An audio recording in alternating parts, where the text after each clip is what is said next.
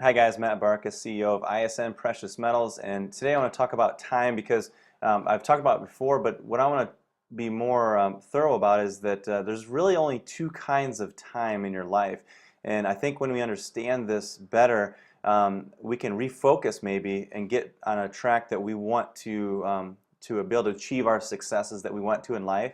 And so those two times that we can be a part of is indentured time and free time. Okay, so it's kind of obvious what it means. You know, the indenture time is the time that you have to, utilize and use that time to end up having the means to be able to have free time. So as we talked about before, trading 5 for 2 is a bad trade because you're trading 5 days a week indentured time so that you can have 2 days free time.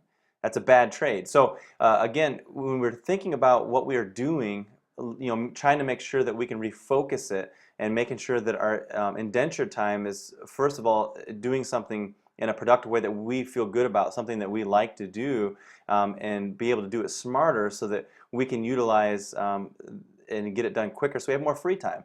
Now, a lot of times what causes people to have more indentured time is what's called parasitical debt.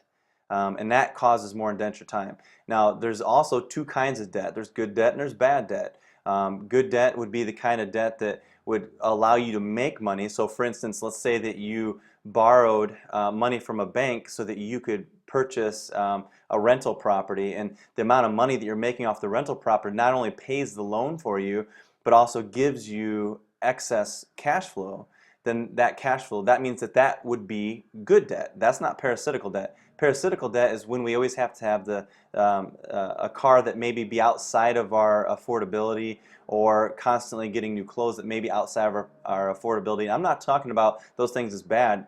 Those kind of things are wonderful, but is it something you can really afford? If you have to spread out your car payments to 72 months just so you can barely afford it, then you really can't afford it. That's really the truth behind it. So as you remember me talking about before, living below your means is kind of a destructive thing, but if you do it with a purpose for a short period of time with an end goal in mind so that you can expand your means, that's what it's all about. So the only way to get there would be to not have that parasitical debt, or at least very, very little of it. We can't totally eliminate bad debt, but try to minimize that and try to maximize good debt, perhaps, and that might get you on the right path. But the main thing is to focus on, you only have two kinds of time, and it's good to have that free time, and that free time may be still working. It doesn't mean sitting around doing nothing. It just means it's time that is yours, that you don't have to do something in particular. And so you got just keeping in mind, you got indenture time and free time,